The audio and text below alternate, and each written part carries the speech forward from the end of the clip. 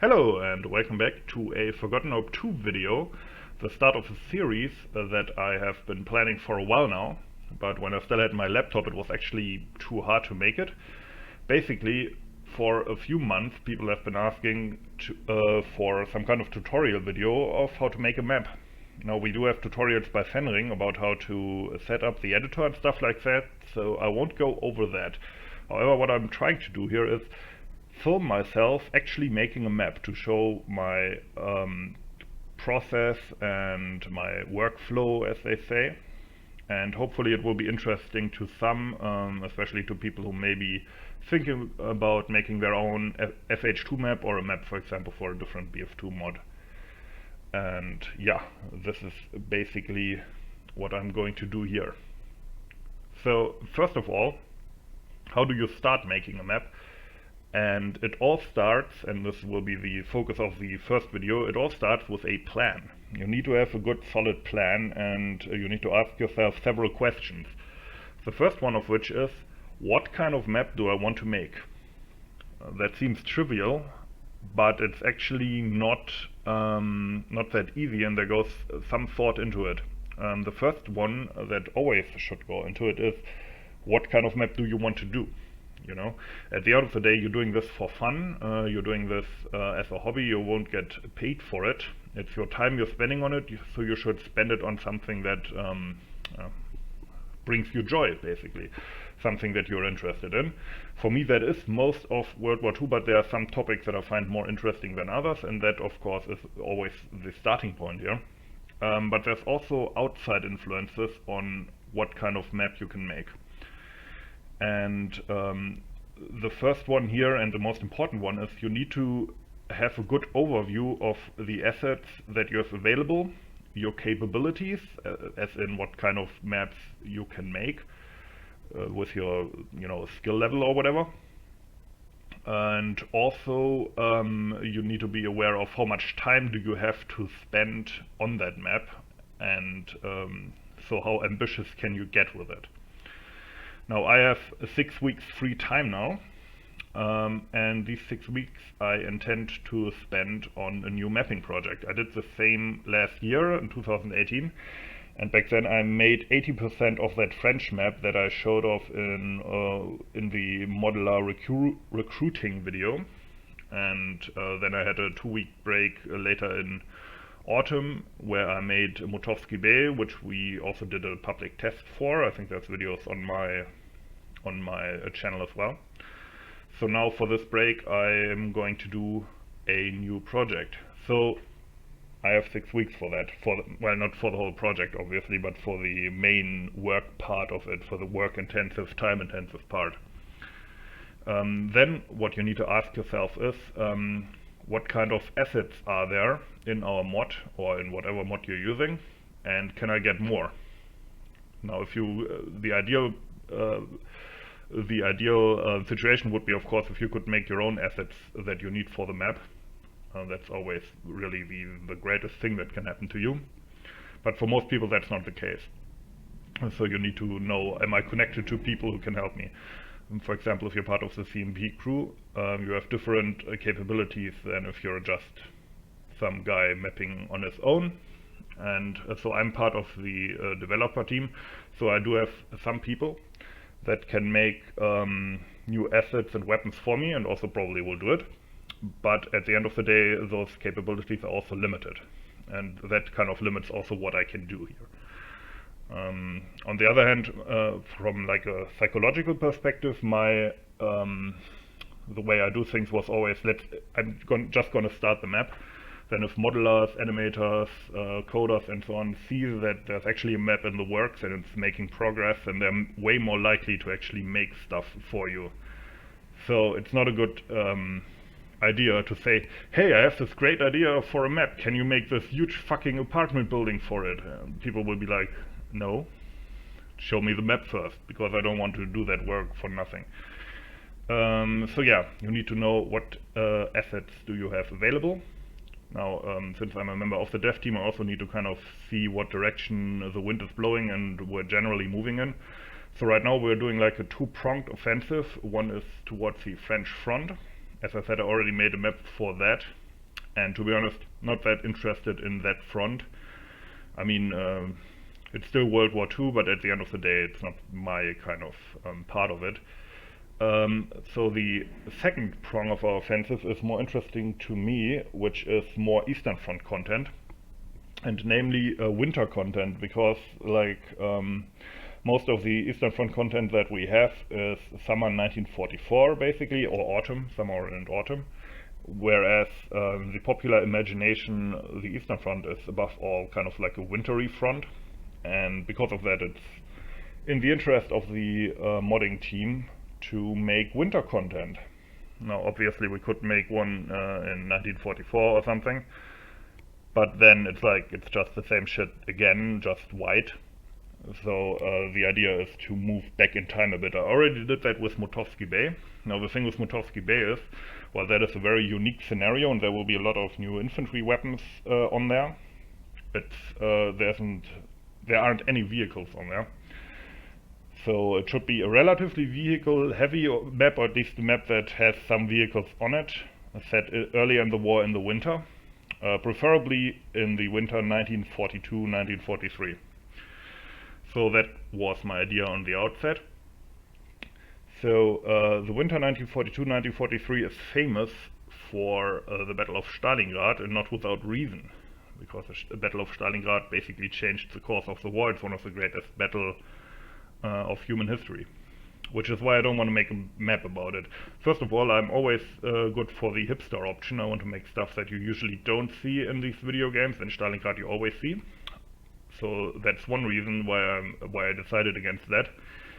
Second reason is, and here comes the time element into it, making urban maps in Battlefield 2 is a huge amount of work that I mean I'm not necessarily willing to do, or rather I can't really do that in the time that I have.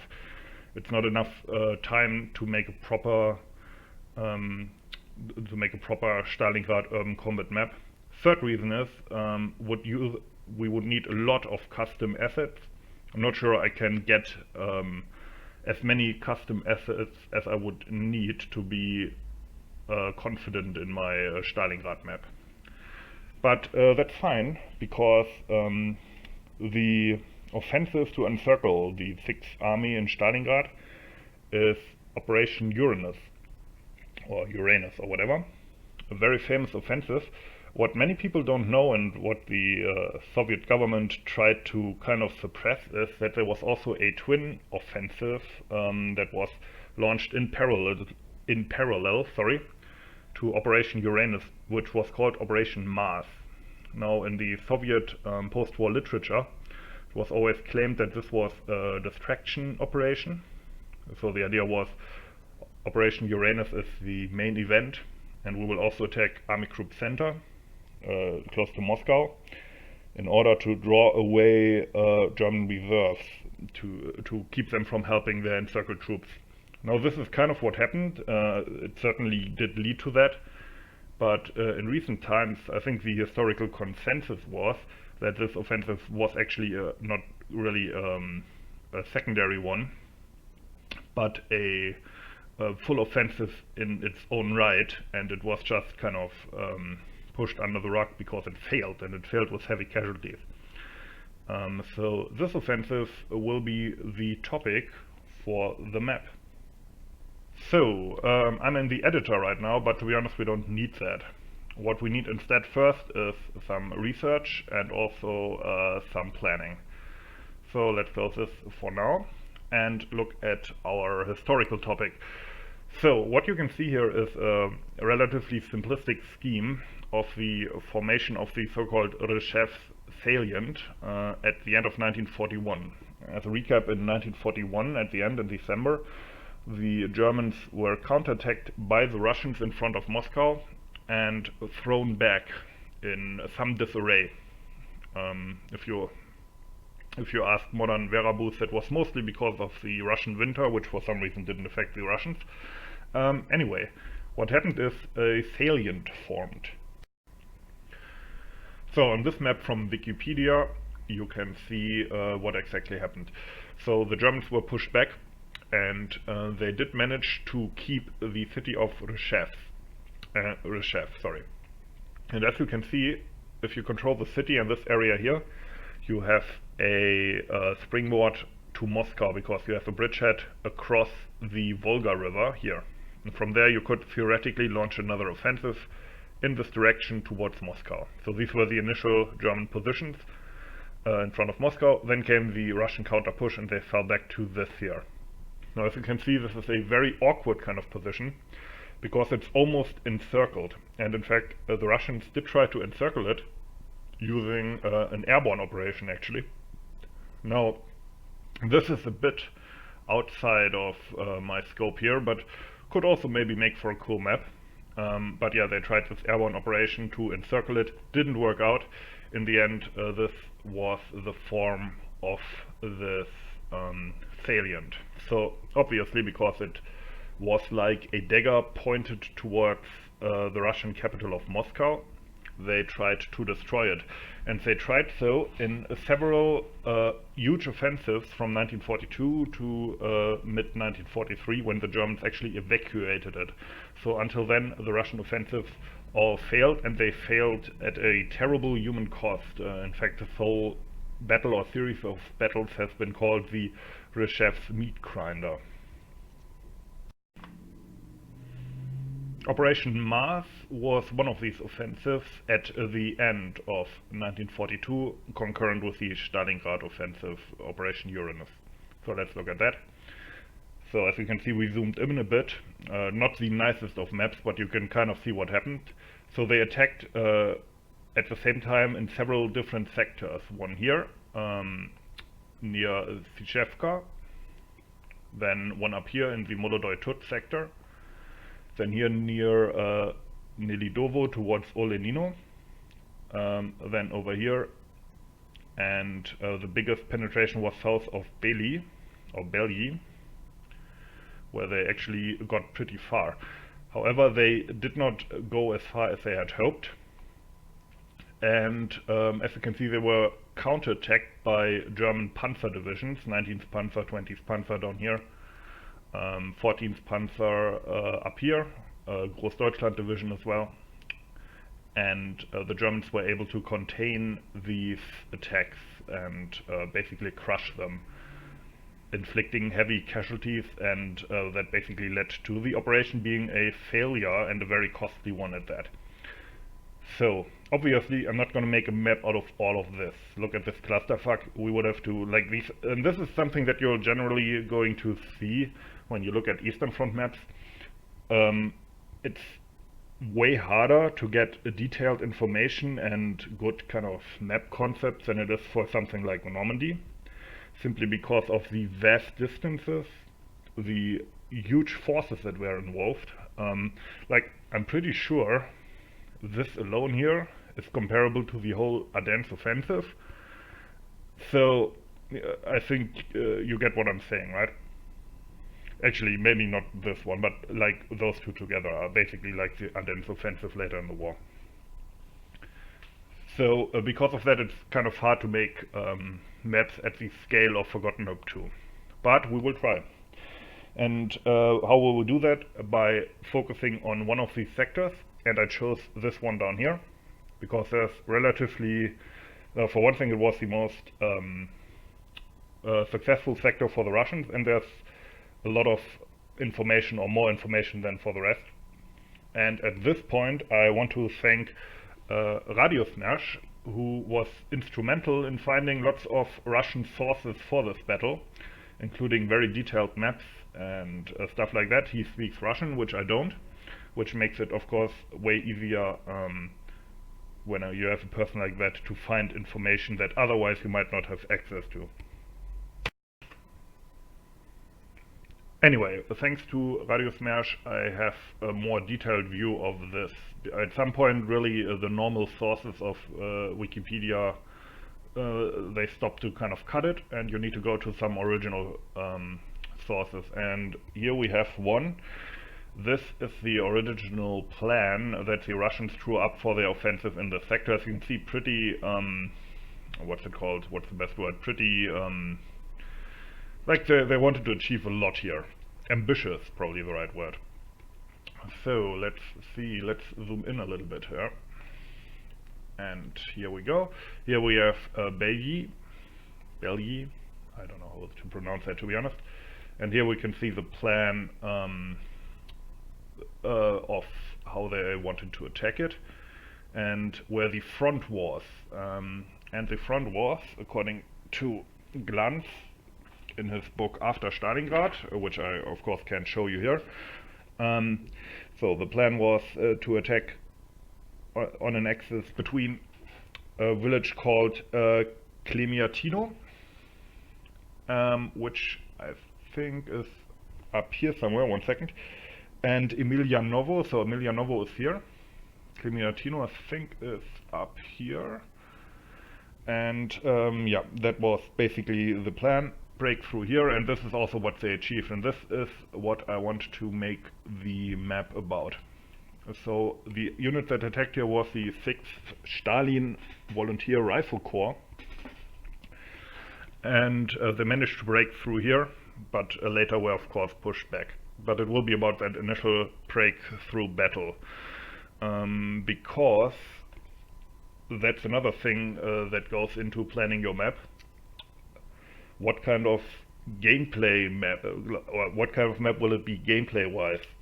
And the last 2 maps I made, or well, actually the last 3 maps I made, starting with Studienka, and then the new French map, as well as Motovsky Bay, they are all conquest maps, so no push. So I want to make another push map, like a meat grinder type map. And basically what I'm picturing right now is Russians attacking out of some kind of forest here, supported by heavy tanks, T-34, KV-1, attacking through a fortified German line through these villages, through the forest here into one of the other villages. I will show you some more detail later. It will be this village here. And there will be lots of meat grinding, lots of jumping into trenches and bunkers and clearing them out. The Germans will fight desperately against heavy tanks using improvised AT weapons, because remember, this is 1942. I mean late 1942, but still. So there's no Panzerfaust or anything like that. You will have to rely on your guts to stop enemy tanks. Not many Pak-40s either. So yeah, that's basically what I want the map to be. So what we need now is some more detailed information. So right now, what I always like to do is consult Google Earth to get a modern view of the battlefield. That often gives you a lot of interesting information that lacks on these old military maps, even though they are very detailed. So I already marked Belgi here. Now the problem with making maps in Russia is it's often relatively hard to actually find shit, because everything looks the fucking same and everything kind of sounds the same. And there's not many like coastlines or whatever that you can orient yourself. And so I spared you watching me actually look for this, and I already marked it here. So here you see Belgi, and this is where the front was. Let's compare.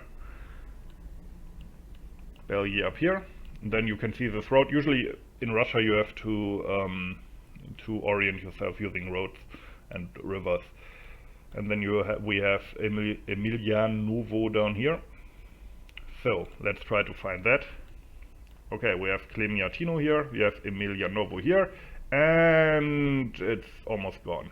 And in the wrong position, as you can see. Because you can see here, this is how the road goes, and there's this dip in the road here. And then Emilianovo is supposed to be here. And it's not there. Why is that? Basically because the village was wiped out. The Germans deported most of the Russians in the sectors that they controlled near the front. The village was probably completely destroyed, and then after the war never rebuilt.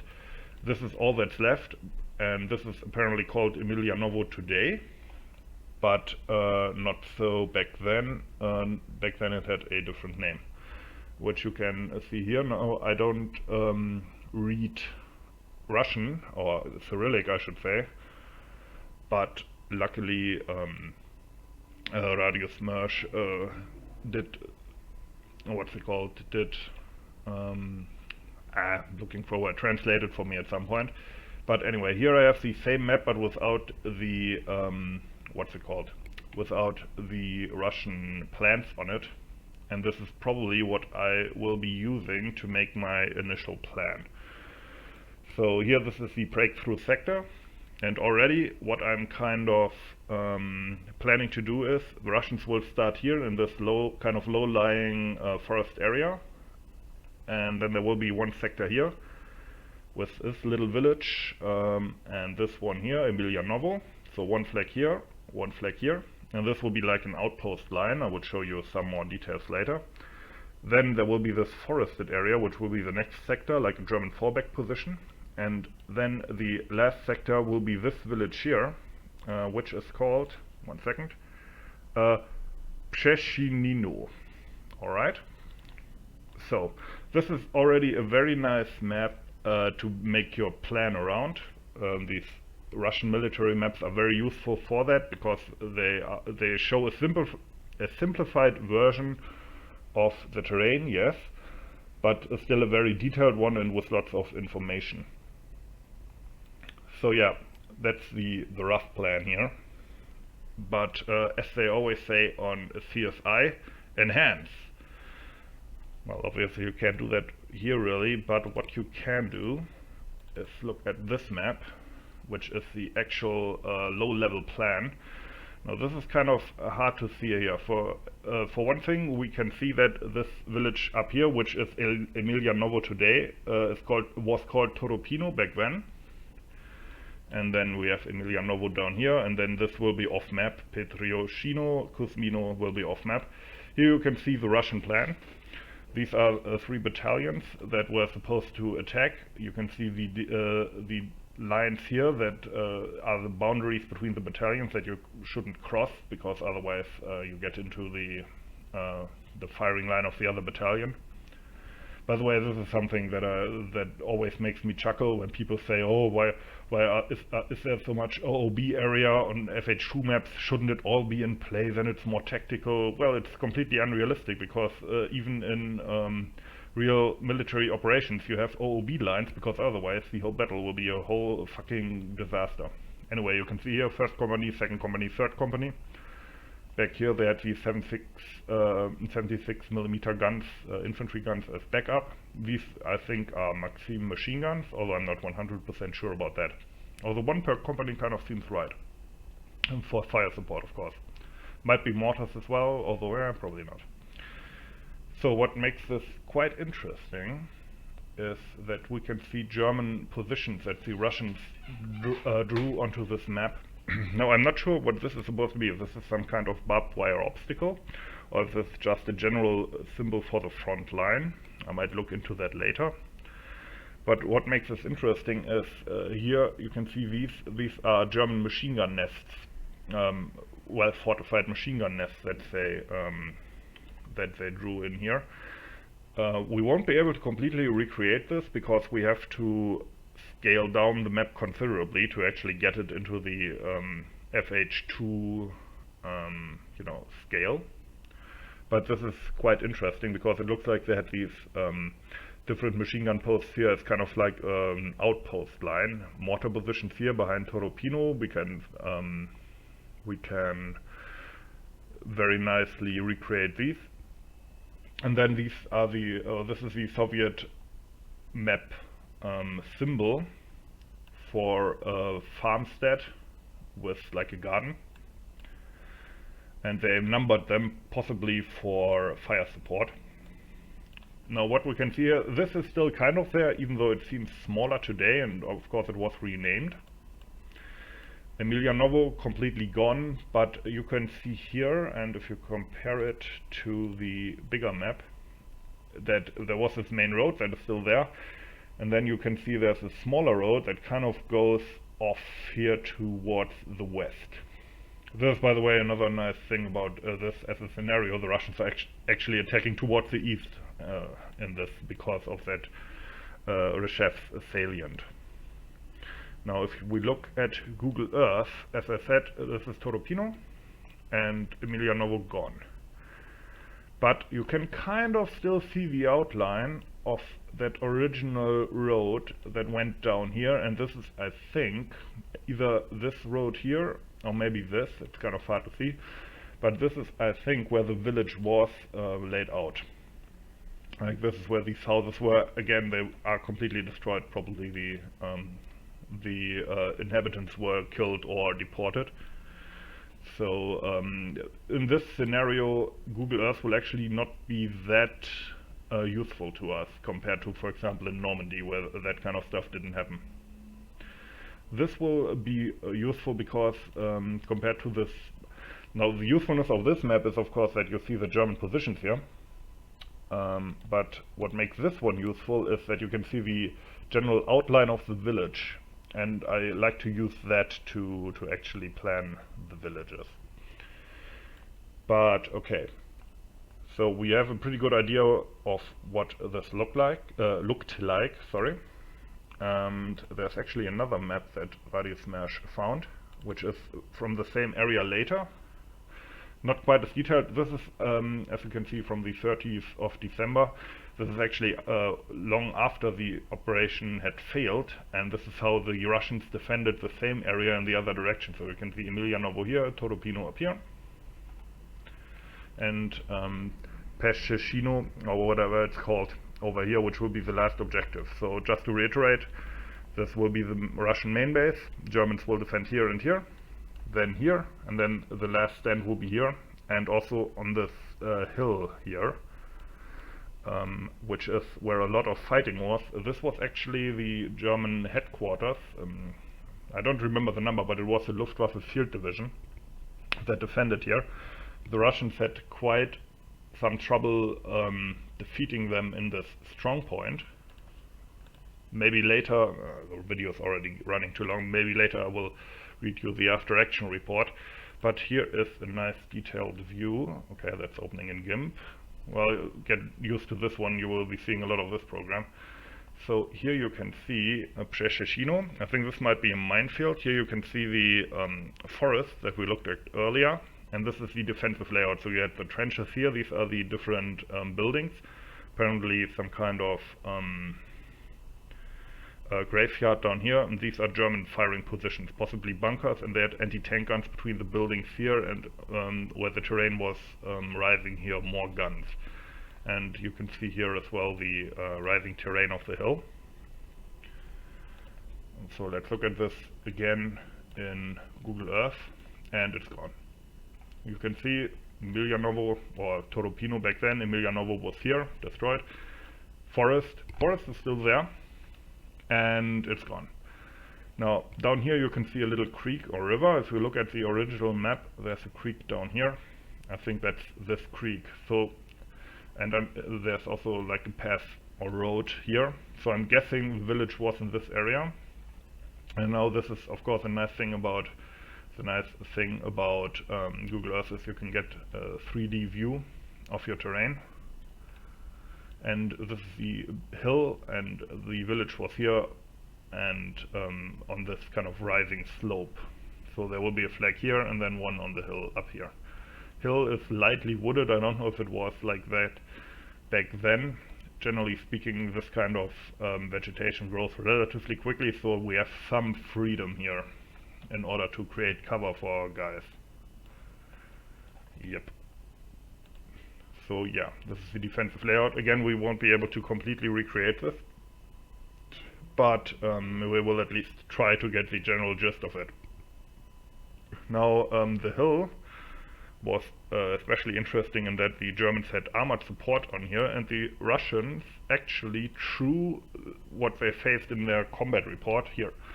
So these were probably short-barreled Stuks. The Luftwaffe division had apparently 2 Stuks in support, and at least one, according to the after-action report, at least one German tank was dug in up there and used as kind of a hidden artillery observer vehicle. So maybe we can do something with that, although I wouldn't count on it. But yeah, as you can see, the map is kind of it's taking shape, so to speak.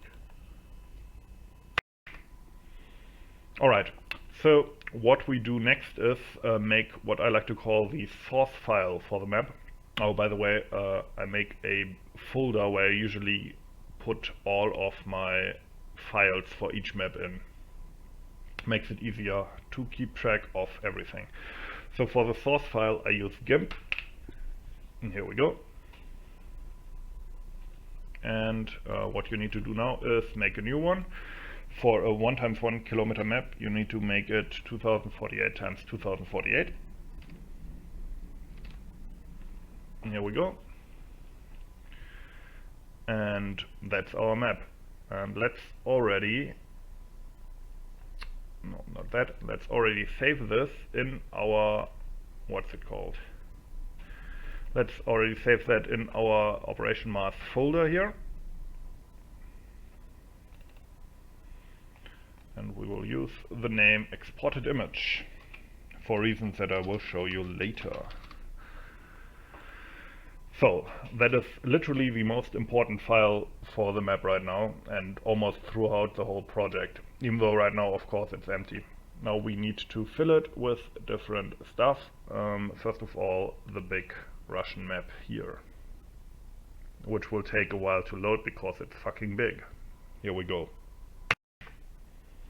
So let's see, we will cut out the area that we need for the map, and one thing that you learn pretty quickly is to leave a big empty area around your actual gameplay area. It makes stuff so much easier, and you will see why later. Just trust me on this. Now, this Russian map is roughly divided into 1 × 1 kilometer squares, which is useful because then we can use these squares to actually cut out and measure our map. So to recap, Russian namebase here in this area, one flag, one flag, one flag, and then the last 2 flags here. So that stuff needs to be in the map no matter what. So let's see. 1, 2, 3, 4, 5. So that's 5 kilometers. 1, 2, 3, 4, 5. 1, 2, 3, 4, 5.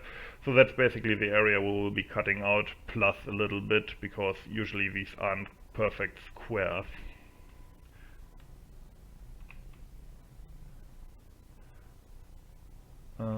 Yeah, so let's cut this out.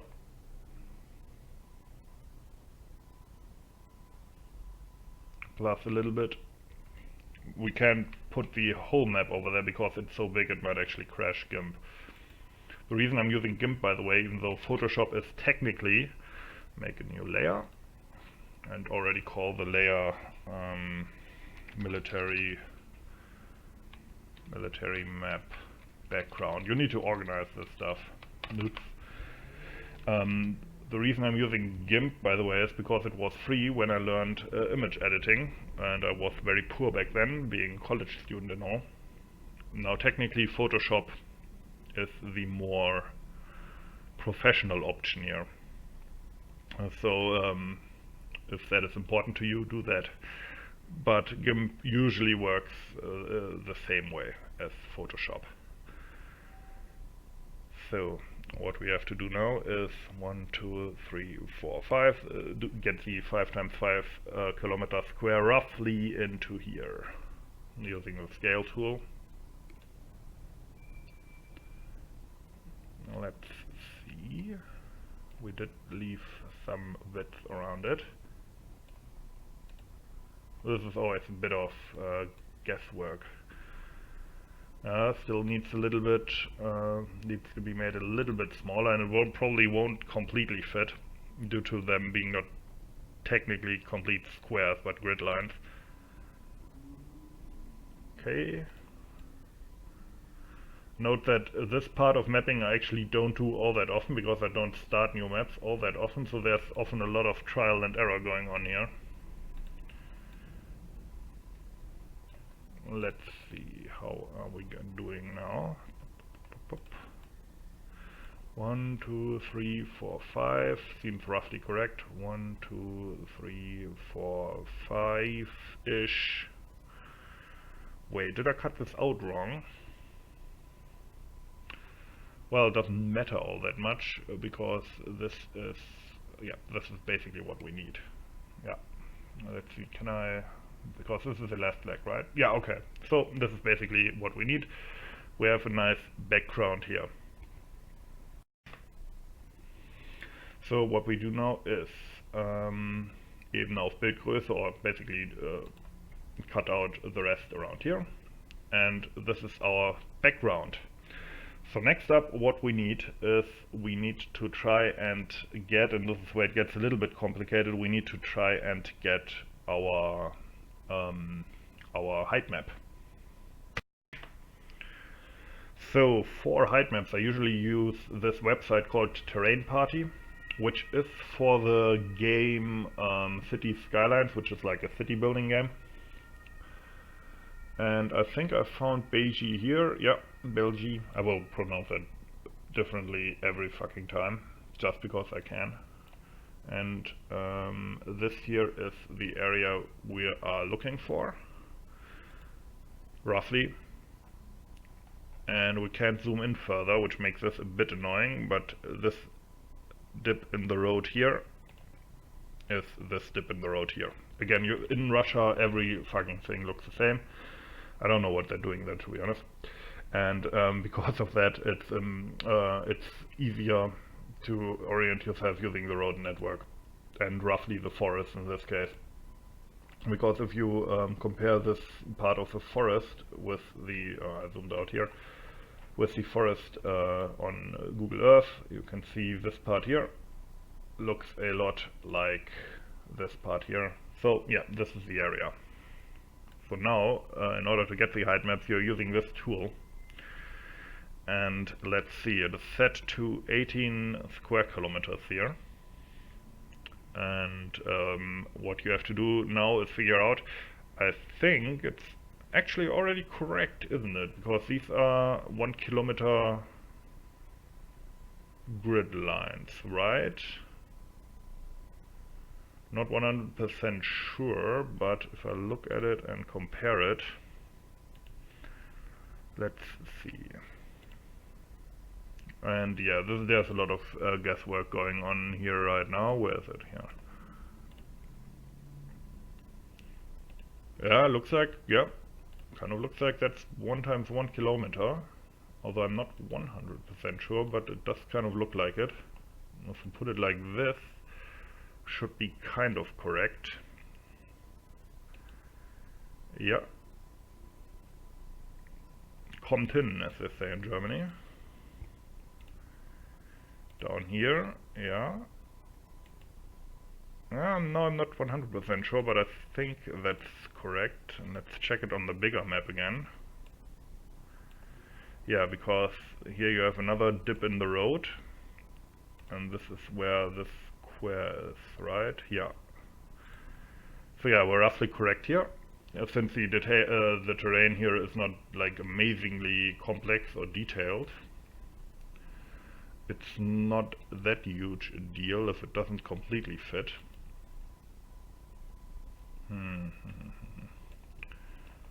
Still, would be nice to get it a bit more accurate. Let's see. Now something still feels off. 1 second, I have to think about this. Alright, so I toggled a few things around here and it should fit a bit better now. So let's go back to the website and then we can properly see what's going on.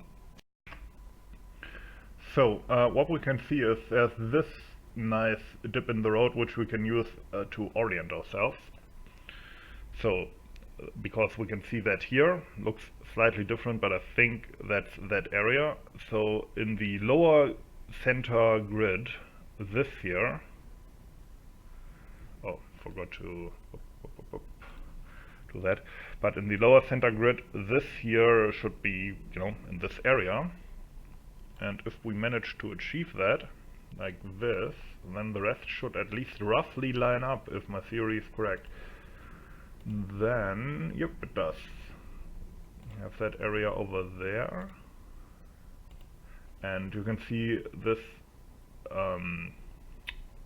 curve here also lines up with this grid. Not completely 100% perfectly, so we will switch it around a little bit, but as good as it's going to get, I would say. So yeah, this is where we will get our height map, or at least that is the plan. Yep, lines up. So in order to do that, you click on here, export. What do you call this area? Op mass. Okay. And it is downloaded now. Actually, it's not downloaded, it's downloaded now. Okay. Save it. And for some reason Firefox now saves that into the download folder. Bear with me for a sec. Alright, we're back in our folder, and as you can see here, this is the terrain we downloaded. Yeah, sure. It always gives you 4 files. We will look which is the most interesting for our purposes. Often it's the merged one here. That seems pretty rough though. So yeah, probably not that one. Yeah, that's a bit nicer for our purposes. We don't need extremely detailed terrain, just the general outline of the terrain. And then later we will, that's a bit too rough though, maybe, or a bit too low quality. Let's see. Yep, that's nice. Yep, we can work with this. So this will be our height map. You can see where the rivers are, which is nice for orientation. So yeah, this will be our basic height map. So copy that over to your source file as well, obviously into a different layer. Call that height map basic. Here we go. And now it gets complicated because we have to line up this height map with the military map down here. Now, what makes this a bit easier is you can already see this is this river valley and swampy valley that goes down here. This is also reflected on our height map. Oh yeah, for those of you who aren't aware of this, but in a height map the darker areas are lower and the brighter areas are higher. So these are the hills and this is a low-lying river area. So what we have to do now is roughly line this up, and this will be a lot of trial and error. Just me checking back and forth. So what I will probably do is speed this up while I do it.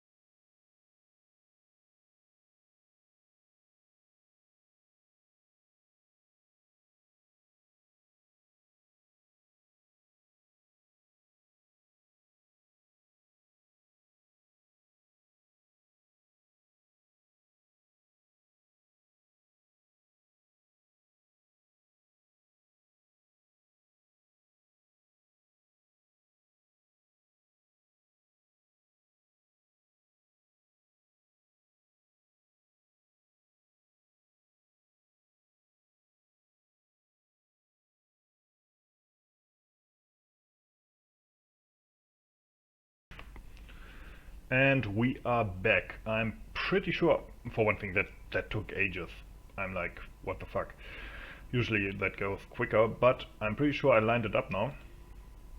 Because if you look, for example, here, you have this river that kind of goes in this half U shape or whatever. And it lines up with this river where our last objective will be. Then you have this, obviously this big river here lines up with this river area here. Then you have a low-lying area going in this direction.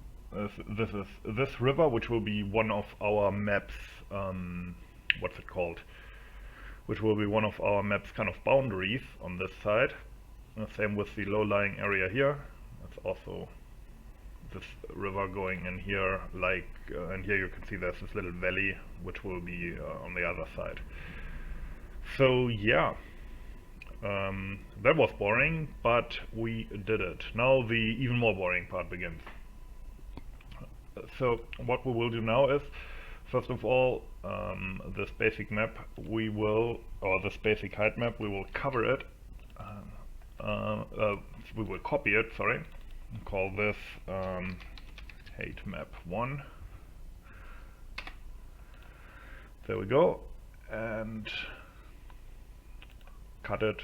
So that will be our height map. We'll have to flip that before we can get it into game, but we will do that later. We will do some more stuff to it probably as well, but now we have it. So what we will do next is push up this thing again, and we will make our basic plan for the map editor, which we will do by creating a hemi map. So in order to do that is, we'll copy that for a second. And okay, first of all we need a basic terrain background color. Usually, well, it will be a snow map, but I will just take grass because that's usually what I take. Boom, call that background plan.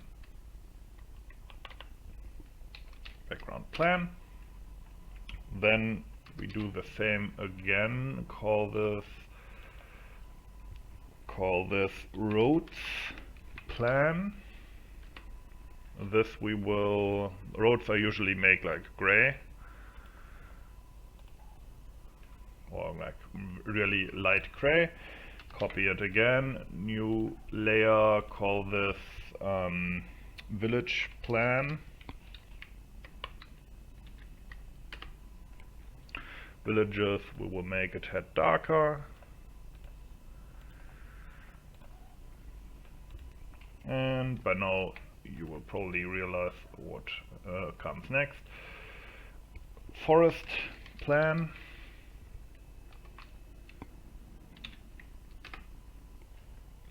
Forests, we will do like darkish green here. I mean, it doesn't really matter, just so you know what so you can easily see what is what. And add another one for, what else do we need? Oh yeah, then we need one red. That we will just make completely red. FF0000, the international symbol for red. Oh, that's actually very red and hurt my eyes. And one for the Russians, which we will make blue. I always do red for the Axis, blue for the Allies. And what we will make completely blue. Oops, that's not a 0, that's no blue. Okay, again, boom. So all this stuff, we will add a mask, a layer mask, and we will do it black for complete transparency, so we don't see them anymore.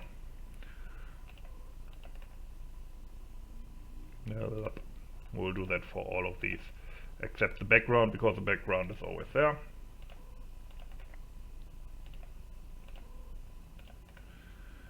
Oh yeah, for that we don't need to do it, but we will get rid of it so we can see our military map. What we will do now is set the foreground color to complete white.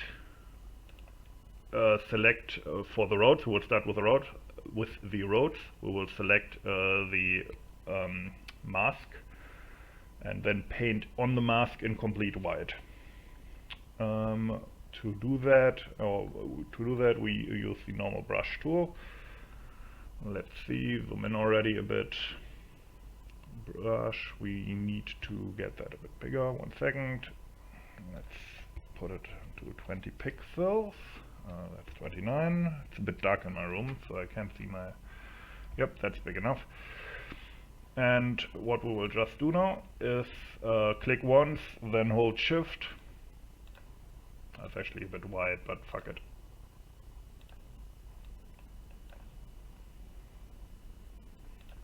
So, mark the main roads like this.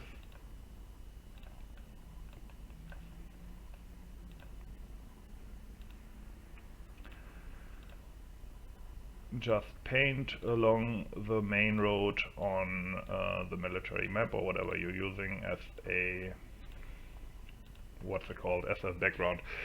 And for the smaller roads we'll do a bit of, we will make it a bit smaller. Let's do it at 12 for paths and so on. Now generally speaking, you won't need that many roads on a map like this, simply because it will be a winter map.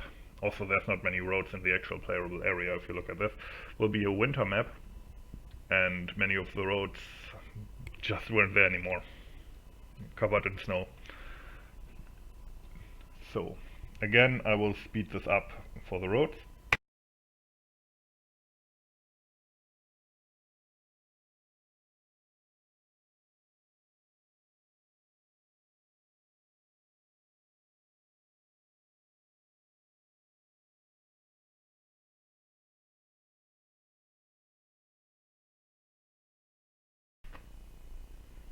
Alright, so the rough road network is there. Again, on most maps you actually will probably have to do a bit more here, but okay. So next up we will do the village areas. For one thing, we will move that layer under the roads, and that makes it a bit easier. And what I will do here is cut out the rough outline of each village using the lasso type tool, I would say. So again, you select the mask, but here we'll do it a bit differently. We don't paint, instead we cut out the area with the lasso, like this. For Emilianovo, which will of course be one of the most important villages. Like this. Close it up. And then you fill it with the foreground color and fuck it completely up. What did I do wrong here? Oh yeah, right. In the new version of GIMP, you have to press enter first. Okay, but now that you do it, bam, and you have the outline of the village, and then you do that with the rest of the villages and these farmsteads here. Again, gonna speed that up.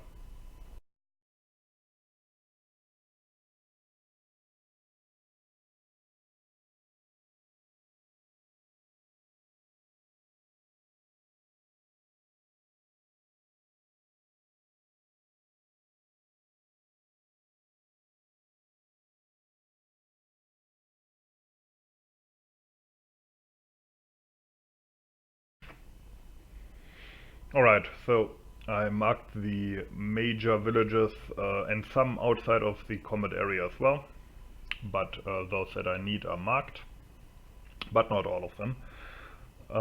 So next I will do exactly the same thing just for the forests.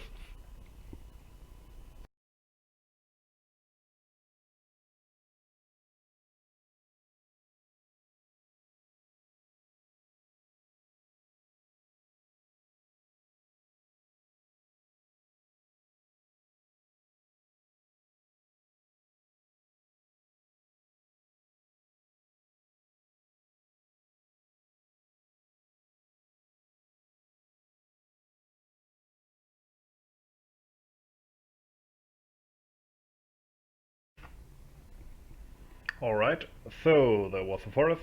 Let's go and paint first the OOB area. For that I usually use a pretty small brush. Put it to 5 pixels.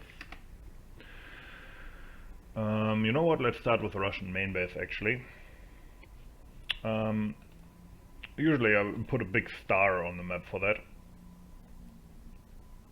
And as I said before, the Russian main base will be here. Probably some tanks will spawn here, some here on the roads, because I like to spawn tanks on the road.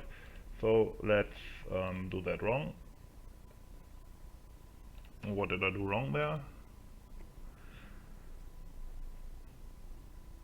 Huh? 1 second. I'm painting on here, right?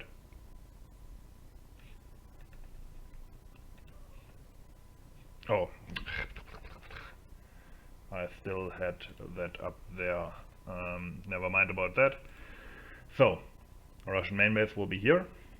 And then we will switch to the red one. Again, I always paint on the mask here. It makes the whole thing. You could also paint directly like on here, but this way you're a lot more flexible if you want to change something later. Alright, and then with red, the German, that's a bit big, the German flags in a normal circle, let's say width of 20 pixels. We'll have one German flag over here, one German flag in Emilianovo here. I mean, the exact positions don't matter, you will have to decide that on the ground. Then there will be a big flag here in the forest for the next sector, then one in Peshishino over here and one on the hill. Ta-da! And then you have your basic flag outline. Actually, this one, maybe put it a bit here, and I just realized there's a forest there that I missed for some reason. I mean, that could be a cool position anyway, to have that there. Here we go. Okay, back to red. This time get rid of the selection, and this again, this time make it 5 for the OB area, which we will start roughly over here, and then it follows through this low-lying area here, through the forest here. Probably German main base will be in maybe this ditch area. I wonder if that's on the height map, but they won't have a main base. It's what's it called, a sector push map, so there's that. And then along this river area here, this will be OOB. Put it back here, boom. So now you have a rough plan, put in the background, and here we go. A nice simple plan that we can put on our map. Yep, this will be helpful. Now, in order for us to be able to use this as a plan in the editor, first of all, always save your source file. And then what we will do is export this here as, yeah, let's just call it exported image PNG. PNG, so it's lossless. Okay. Then, yeah. So we have it here now. And what we will do now is resize this to 1024 times 1024. Scale picture. Boom. And export it again, this time as a DDS called ground hemi. And I always forget, but that's a bit of trial. Okay, that's a bit of trial and error always. Groundhemi.dds. I think it's like this, and you don't need bitmaps, but I'm not sure. How big is it? That's always groundhemi. No, that's too small. That can't be it. As I said, I don't do this part of the whole, yeah, fuck you. I don't do this part of the whole mapping thing all that often. For the DXT5, but that's usually for transparent shit. 1 MB, that could be correct. Yeah, 1 MB sounds about right. Well, we will see if it ends up looking good or actually working in game. But yeah, we will do that later. Actually, this video is getting extremely long, so why don't we actually create the map in the editor now with all the right settings and already get the ground hemi in, and then next time we will look at the height map and how to get that in game. Yep, that sounds like a plan. Yeah, nobody cares. Okay. Start the editor. No. Yes. Okay, while that's loading, I will stop the recording. Alrighty, so we're in the editor. Go into the terrain editor and new. So, I've been wondering how to call this map. Beiji doesn't really roll off the tongue, and those small villages also not the best map names. So I might just call it Operation Mars, even though I'm usually not a big fan of calling maps Operation anything.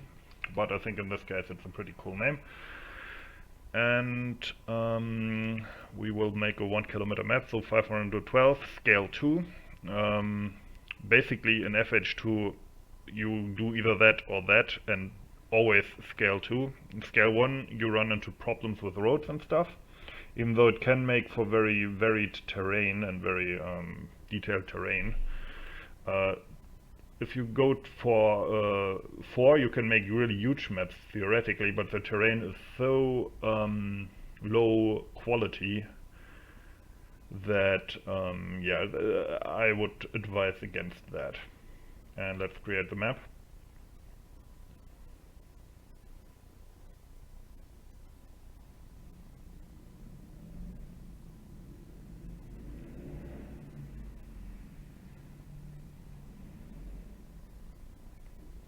And still creating. And here we go. This is the map, obviously completely empty. Grid with texture mode so I don't get blinded, and this is it. So what we will do now is put the ground hemi into here and see if that works, if I did that right. Okay, doesn't need to be to save anything. Okay. Oops, that's Google Earth. Let's see, here we have the ground hemi. I wonder if I did that right. It kind of looks wonky. Usually you don't get a thumbnail if you did it right. Then let's go into SVN. For you, you don't have SVN obviously. So for you, you would go into the unpacked folder of, you know, here we go, Operation Mars.